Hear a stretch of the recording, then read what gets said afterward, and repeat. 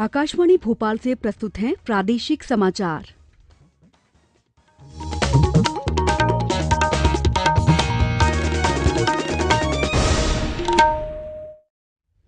नमस्कार, समाचारों के साथ मैं दीपा सिंह।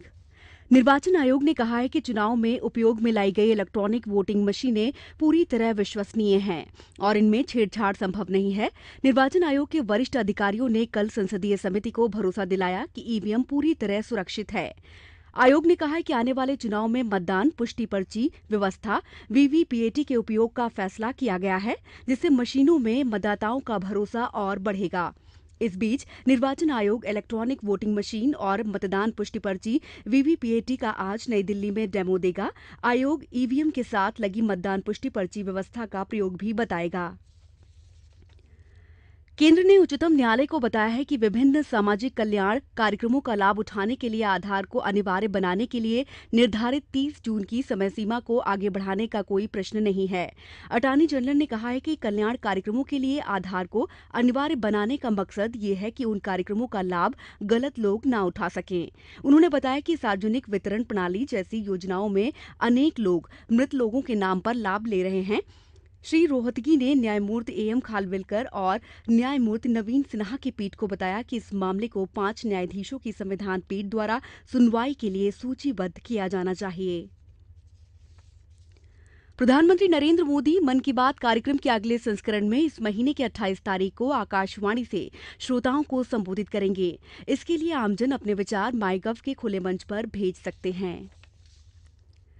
भारत ने वैश्विक लक्ष्य से 5 वर्ष पहले 2025 तक तपेदिक रोग खत्म करने का संकल्प लिया है। 2030 तक इस बीमारी से होने वाली मौतों में 90% कमी लाने का वैश्विक लक्ष्य रखा गया है। बर्लिन में आयोजित एक समिति की 29वीं बैठक में केंद्रीय स्वास्थ्य मंत्री जेपी नड्डा ने कहा है कि भारत ने इस बीमारी को जड़ से खत्म करने के लिए एक राष्ट्रीय योजना तैयार की है।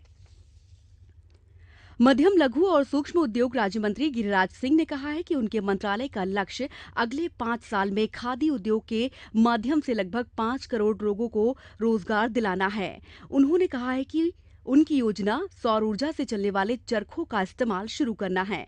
उन्होंने बताया कि पिछले 2 साल में किए गए प्रयासों से खादी उद्योग के उत्पादों की बिक्री लगभग 52,000 करोड़ रुपए हो गई है। सिंगरौली जिले में मुख्यमंत्री कन्यादान योजना के तहत 2700 जोड़े एक साथ विवाह बंधन में बंधेंगे। ये प्रदेश का अब तक का सबसे बड़ा सामूहिक विवाह समारोह होगा। कलेक्टर ने बताया है कि इस सामूहिक विवाह समारोह में लगभग 10 करोड़ रुपए खर्च किए जाएंगे। इस समारोह में मुख्यमंत्री शिवराज सिंह चौहान सहित लगभग 1 लाख लोग शामिल होंगे। मुरैना जिले में प्रधानमंत्री फसल बीमा के तहत 20,000 से अधिक किसानों की फसलों का बीमा किया जा रहा है। यहां लगभग 2.5 लाख किसान कृषि भूमि पर फसल उपज का काम कर रहे हैं। वहीं ग्रामोदय से भारतोदय अभियान के तहत कृषि विशेषज्ञों द्वारा किसानों को इस योजना के फायदे भी बताए जा रहे हैं। उधर शिवपुरी में भी इस अभियान के तहत ग्वालियर संभागायुक्त ने विकास कार्यों की समीक्षा की और अधिकारियों को निर्देश दिए कि सभी गांवों में खेल मैदान, तालाब और पौधरोपण के कार्य किए जाएं। प्रदेश में गर्मी का दौर जारी है। कल दिन कर तपिश के बाद राजधानी भोपाल का अधिकतम तापमान 42.5 डिग्री सेल्सियस दर्ज किया गया। शुक्रवार शाम गरज चमक के साथ प्रदेश में कई हिस्सों में हल्की बारिश दर्ज की गई। मौसम केंद्र भोपाल के अनुसार 2-3 दिन तक मौसम का मिजाज ऐसा ही रहने का अनुमान है।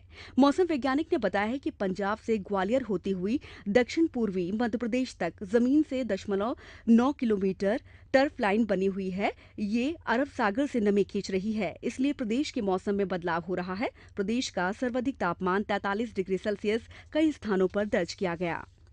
और अब कुछ समाचार संक्षेप में।